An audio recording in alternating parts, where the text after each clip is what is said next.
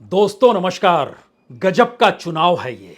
राजनीतिक तौर पर जो भी राजनीतिक दल ये मानकर चलता था कि उसका कोर वोटर उसके साथ रहेगा, संयोग से पहले 4 चरणों के चुनाव में वह सब कुछ हिलता डुलता नजर आने लगा है।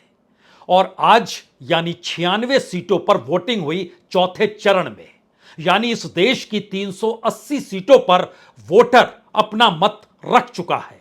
और 380 सीटों में से 2019 में बीजेपी ने 207 सीटें जीती थी। इन 380 सीटों में सूरत की वह सीट भी है जहां पर वोटिंग की जरूरत पड़ी ही नहीं, और इसमें इंदौर की भी वह सीट है जहां कांग्रेस के उम्मीदवार आखिरी क्षणों में बीजेपी में शामिल हो गए। तो इंदौर में जब आज वोटिंग हो रही थी तो वोटरों के भीतर घोर निराशा थी। वोटिंग परसेंटेज वहां पर कम हो गया, काफी कम हो गया। लेकिन इस देश के भीतर पहले चरण, दूसरे चरण और तीसरे चरण की तुलना में इस चौथे चरण में वोटिंग कहीं ज्यादा हुई है, तकरीबन 67%। लेकिन राज्य दर राज्य अगर परखिएगा तो वोटिंग कम जहां पर हुई उसमें आंध्र प्रदेश है, जहां पर विधानसभा के चुनाव भी आज हो रहे थे और लोकसभा की सीटों पर भी वोटिंग हो रही थी। लेकिन 2019 की तुलना में तकरीबन 6 से 7% वोटिंग वहां पर कम हुई। उस वक्त यानी पिछले चुनाव में 80% वोटिंग हुई थी, इस बार यह घटकर 73% पर आ गया। लेकिन दूसरी तरफ तेलंगाना में वोटिंग परसेंटेज ज्यादा हुई। पिछली बार 62% वोटिंग थी तो इस बार बढ़कर 66% हो गई। उत्तर प्रदेश में भी वोटिंग पिछली बार की तुलना में ज्यादा हुई। 2019 में वो 58% था, इस बार बढ़कर वह 61% तक पहुंच गया। महाराष्ट्र में वोटिंग जरूर कम हुई, वहां पर पिछले चुनाव में 61% की वोटिंग हुई थी, इस बार वो घटकर 57% पर आ गया। यह जो परसेंटेज है, दरअसल यह आज जिन जगहों पर वोटिंग हुई है 96 सीटों पर, उसी के हिस्से में यह परसेंटेज आपको बता रहे हैं। और बिहार में पिछली बार की तुलना में ही लगभग इस बार वोटिंग हुई, तकरीबन 59%। झारखंड में भी वोटिंग 1-2% बढ़ गया, पिछली बार 66.5% था, इस बार तकरीबन 68% हो गया। उड़ीसा के भीतर 74% वोटिंग पिछली बार हुई थी, इस बार वह कुछ घटी और 68% हो गया। लेकिन जम्मू कश्मीर में एक सीट जो श्रीनगर की थी उसमें कमाल हुआ, तमाम पुराने रिकॉर्ड टूट गए। 1996 में 40% वोटिंग का रिकॉर्ड था, जो पिछले चुनाव यानी 2019 में घटते घटते 14% तक आ गया। इस बार 40% के रिकॉर्ड तक पहुंच गई इस बार की वोटिंग। लेकिन इन तस्वीरों के अक्स तले यह चुनाव इसलिए गजब है और इसलिए वोटरों के भीतर का परिवर्तन इस चौथे चरण में खास तौर पर उभर कर आया, क्योंकि इस चौथे चरण की सबसे बड़ी खासियत छत्रपों की है। वो छत्रप जो अपने अपने राज्य में राजनीति को साध रहे हैं और वो राष्ट्रीय पार्टी को चुनौती देने की स्थिति में अपनी राजनीति के जरिए आ रहे हैं।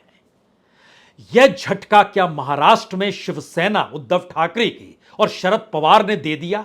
यह झटका क्या अखिलेश ने दे दिया? यह झटका क्या तेजस्वी ने दे दिया? यह झटका क्या ममता बनर्जी ने दे दिया? और हल्का सा झटका क्या नवीन पटनायक ने भी दे दिया है?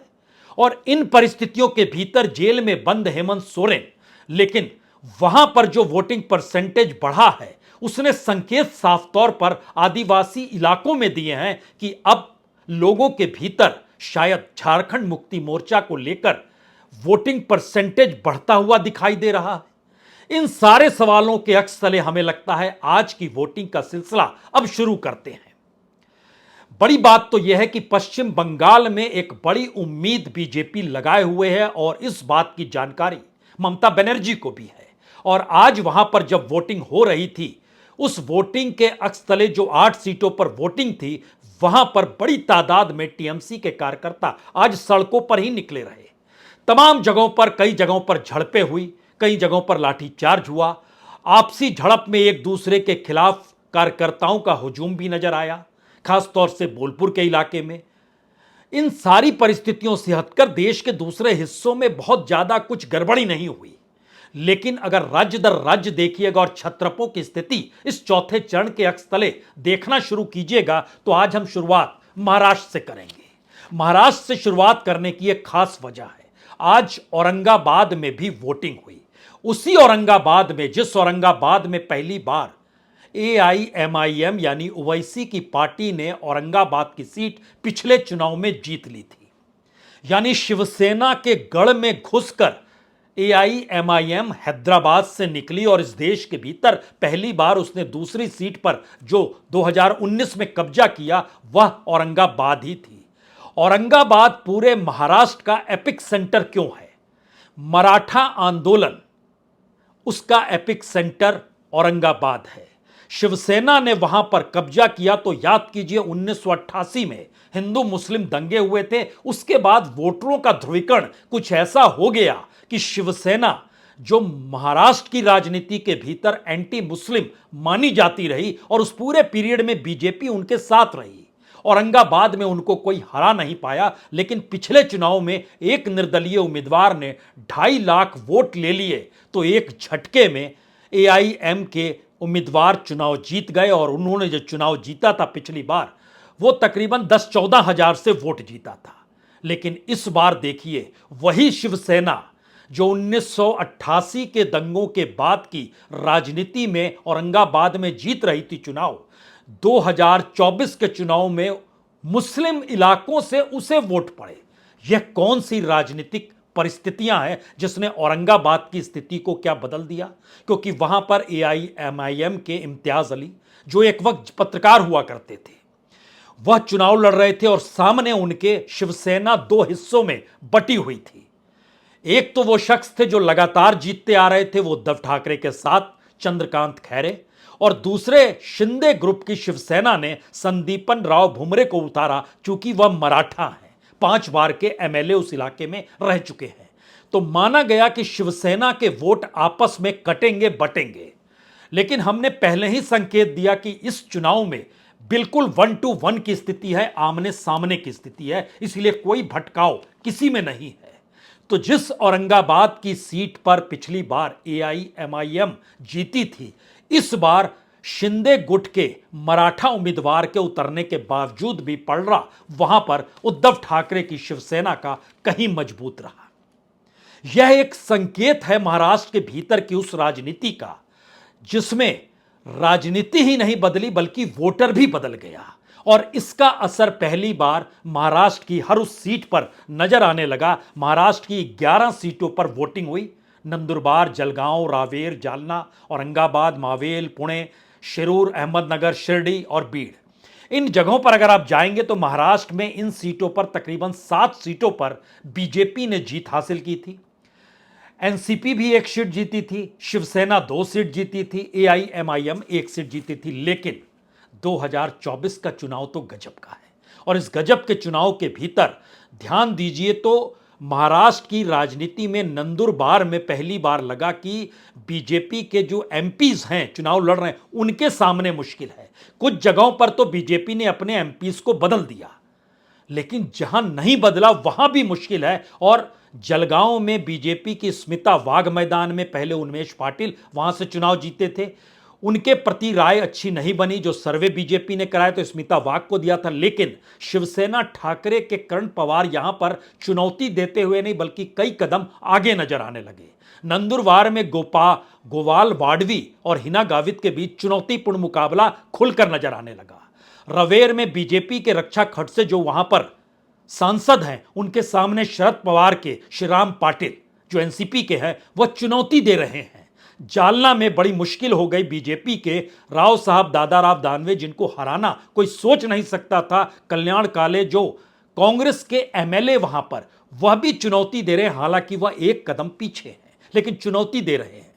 पुणे के भीतर मुरलीधर माहौल जो इनको परिवर्तन करके लाया गया, पहले याद कीजिए गिरीश बापट, उनका निधन हो गया तो बीजेपी ने सीट बदली।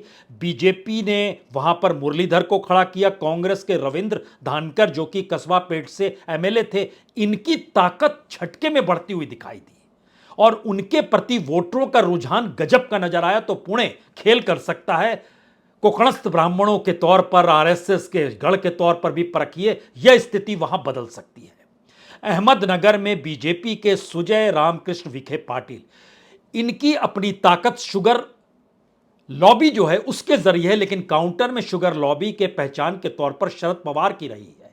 और शरद पवार ने यहां पर एमएलए नीलेश लंके को खड़ा किया, लेकिन यह एक कदम पीछे दिखाई दिए। लेकिन इमोशनल वोट जो थे पार्टी टूटने के बाद वह उनके हक में दिखाई दिए। इसीलिए महाराष्ट्र की राजनीति में यह पहली बार है, कोई कह ही नहीं सकता है कि इस सीट पर हम जीतेंगे ही। यह एक नई राजनीति है महाराष्ट्र के भीतर में, जहां पर बीजेपी मानती चली गई कि उसका अपना वोट बैंक है, कोर वोट बैंक, लेकिन वह भी डिगेगा। और खास तौर से वोटरों के भीतर इस सवाल के साथ कि आप किसके साथ खड़े हैं, दोनों तरफ से यह सवाल थे आप किसके साथ खड़े हैं। तो हिंदुत्व वोट एक झटके में बिखर सा गया। उसे उद्धव ठाकरे के साथ जाना है या उसे बीजेपी के साथ जाना है, उसे उद्धव ठाकरे के साथ खड़े एनसीपी और कांग्रेस के पक्ष में भी जाना है या उसको बीजेपी के पक्ष में खड़े शिंदे और अजीत पवार के पक्ष में जाना। एक झटके में स्थितियां पलट गई। और यह नजर बीड़ में भी नजर आया, जहां पर इस बार पंकजा मुंडे है, मजबूत उम्मीदवार है। पिछली बार प्रीतम मुंडे खड़ी थी, इस बार पंकजा मुंडे है। लेकिन शरद पवार के बजरंग सोनवने यहां ताकतवर तो नजर आए, लेकिन यहां पर एक कदम पंकजा मुंडे आगे जरूर दिखाई दे रही थी। मावेल और शिरडी और शिरूर यहां की परिस्थिति को अगर आप पकड़िए तो मावेल में शिवसेना ही आपस में टकरा रही है। पिछली बार के जो सांसद थे वो शिंदे गुट के श्रीरंग वार्णे, इस बार ठाकरे गुट के संयोग वाघरे पाटिल हैं। लेकिन संयोग वाघरे पाटिल का पक्ष यहां पर मजबूत नजर आने लगा। तो पुराने सांसद अपने तौर पर शिरडी में भी डगमगाए, जो कि शिंदे गुट के हैं सदाशिव लोखंडे, उनके साथ भाऊ साहब वाघ मौर्य खड़े हुए हैं। वाघ चौरे कंप्लीटली लोखंडे से भारी पड़ रहे हैं। तो शिवसेना जहां जहां टकरा रही है वहां उद्धव ठाकरे बहुत आगे हैं और एकनाथ शिंदे बहुत पीछे हैं। और जहां एनसीपी आपस में टकरा रही है वह सीट शिरूर की जरूर जिक्र करना होगा। यहां पर अजीत पवार के उम्मीदवार शिवाजी राव पाटिल मजबूत जरूर, लेकिन हमने कहा ना अमोल कोल्हे ये सांसद भी, शरद पवार के साथ भी, इमोशनल वोट भी। तो यहां पर मार्जिन आपको जीत का बहुत ज्यादा एनसीपी के शरद पवार के हिस्से में जाता हुआ दिखाई दे सकता है।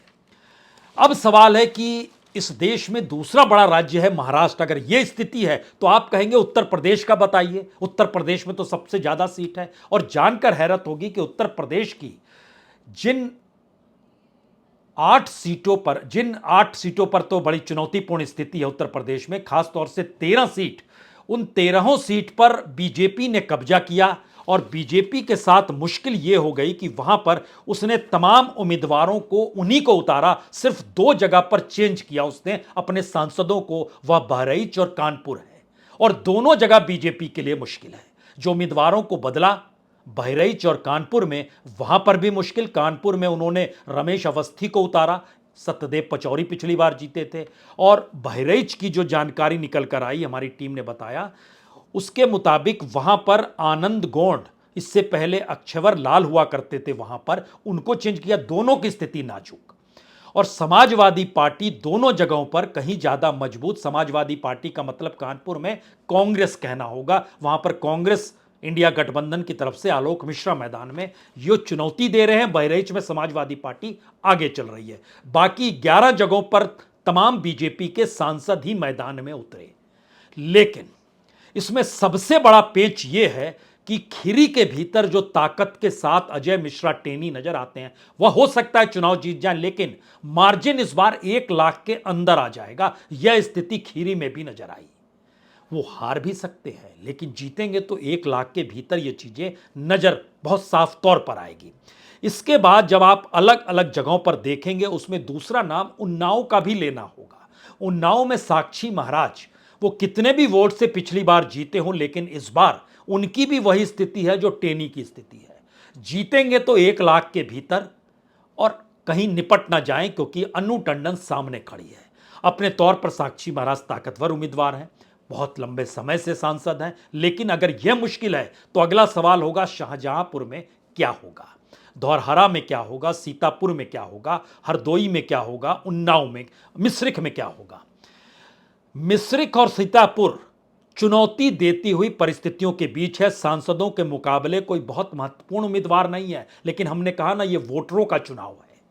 तो यह उत्तर प्रदेश की राजनीति में पहली बार वोटरों का चुनाव हो गया। इसमें समाजवादी पार्टी का संगठन उस रूप में सक्रिय हो या ना हो, लेकिन उससे ज्यादा परिस्थिति है कि लोगों के भीतर जो सवाल है, उन सवालों से हटकर जो सवाल बीजेपी ने उठाए उसको लेकर भी गुस्सा है। और यह खुले तौर पर असर फर्रुखाबाद में नजर आ रहा है, यह असर इटावा में नजर आ रहा है, यह असर कन्नौज में नजर आ रहा है, यह असर अकबरपुर में भी नजर आ रहा है, जहां पर इंडिया गठबंधन और खास तौर से समाजवादी पार्टी इन जगहों पर है।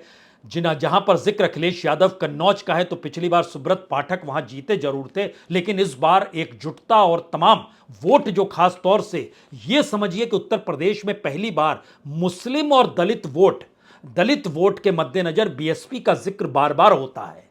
लेकिन उससे हटकर अगर आप सोचिएगा तो यह कॉम्बिनेशन इतना मारक है उत्तर प्रदेश के भीतर कि दूसरा कोई राजनीतिक दल टिक नहीं पाएगा।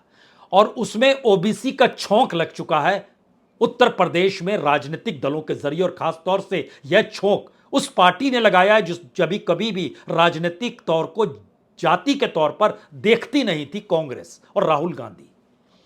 इन परिस्थिति ने समाजवादी पार्टी के भीतर एक करंट दे दिया है और यह वोटरों के जरिए उभर कर आ रहा है। यानी जिन 13 सीटों पर उत्तर प्रदेश में है, इस चरण में बहुत साफ है कि 3 सीट तो समाजवादी पार्टी ले ही जा रही है, बाकी 4 सीटों पर चुनौती है।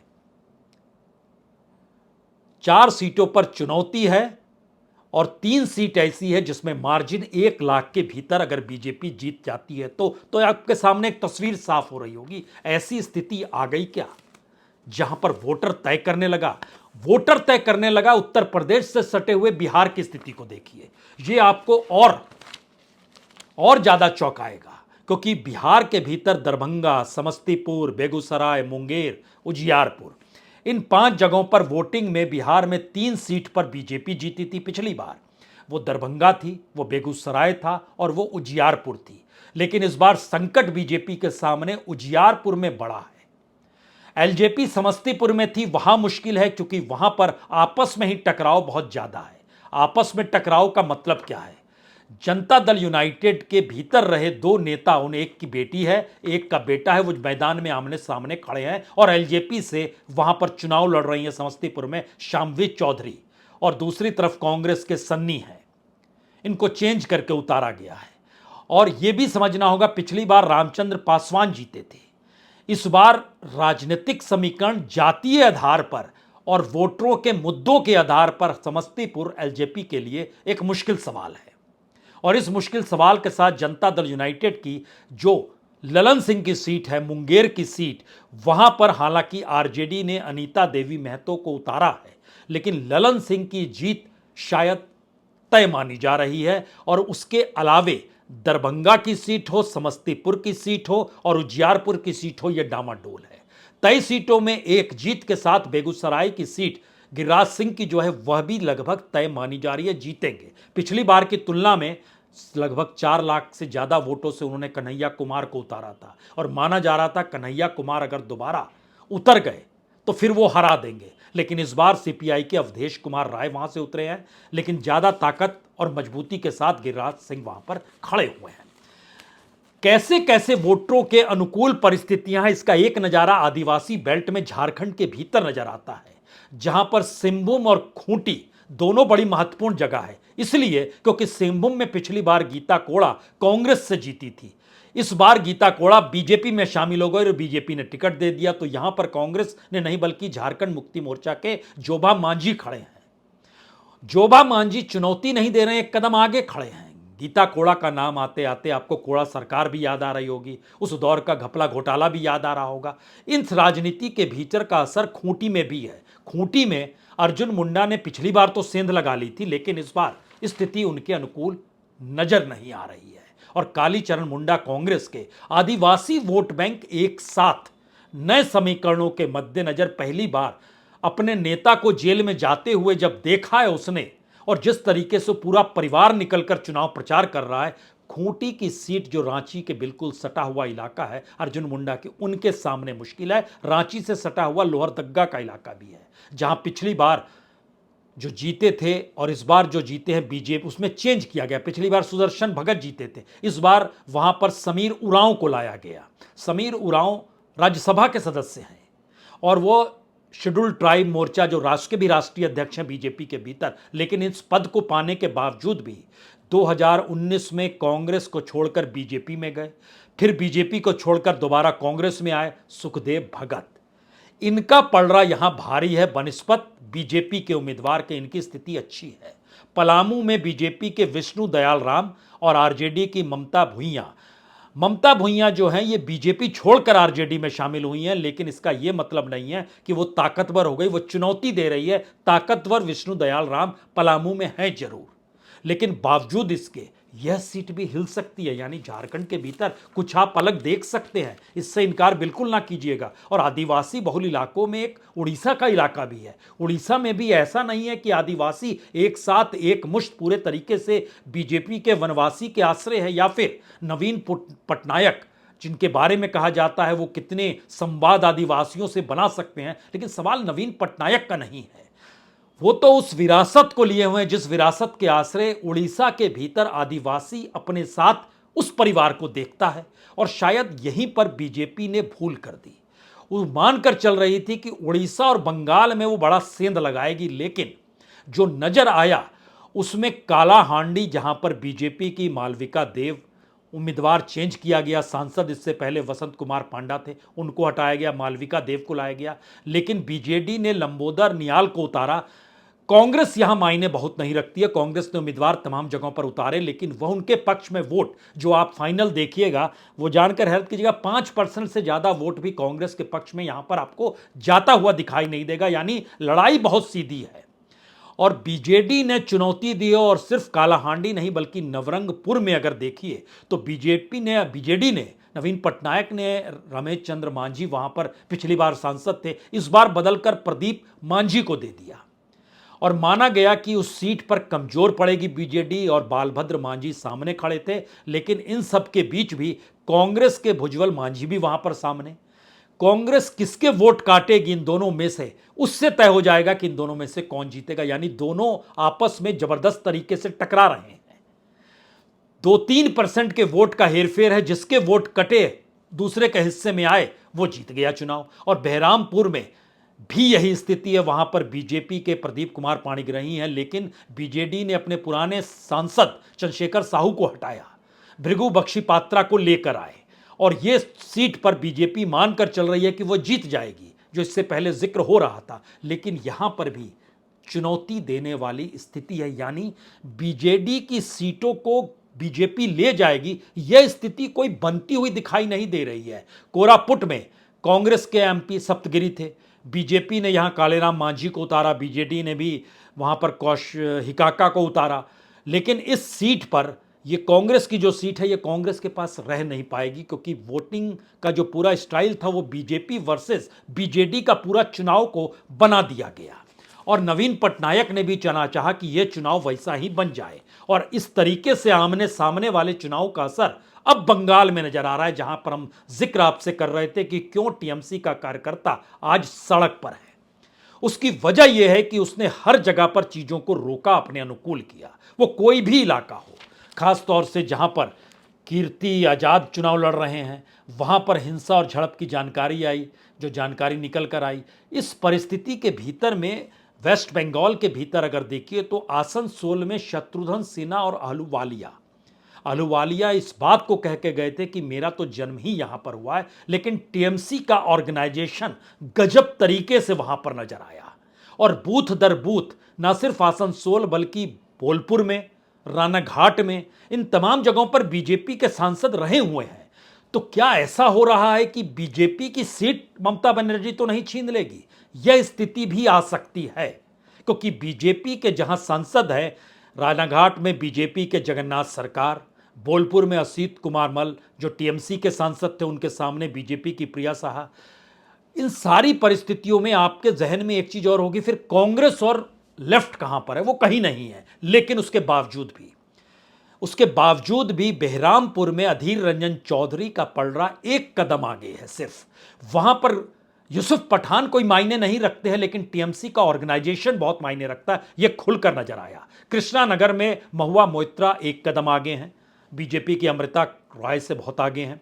बोलपुर में टीएमसी और बीजेपी आमने सामने, सीपीएम की मौजूदगी, लेकिन यहां पर टीएमसी के एमपी जो पहले पिछली बार जीते थे उन्हीं का पलड़ा भारी है। बीरभूम में भी शताब्दी राय का पलड़ा भारी, ऑर्गेनाइजेशन मैटर करता है बहुत ज़्यादा। बर्दवानपुरम में टीएमसी की शर्मिला सरकार, हालांकि सांसद को बदला गया, सुनील कुमार मंडल पिछली बार थे, इस बार बदला गया। बर्दवान दुर्गापुर इसलिए बड़ा महत्वपूर्ण है क्योंकि यहां दिलीप घोष है कीर्ति आजाद के सामने, लेकिन उन सब के बावजूद भी कीर्ति आजाद चुनौती देते हुए दिलीप घोष को दिखाई दिए और उसमें बड़ा योगदान टीएमसी के पूरे ऑर्गेनाइजेशन का रहा।